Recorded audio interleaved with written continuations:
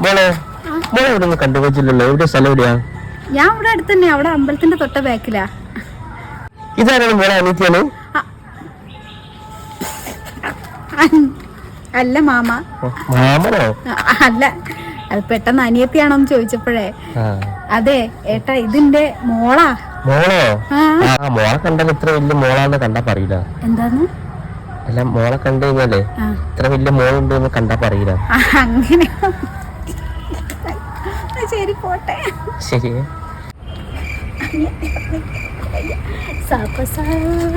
എന്താണ് അയാൾ ചോദിച്ചു കേട്ടില്ലേ, ഈ എന്റെ അനിയത്തിയാണോന്ന്?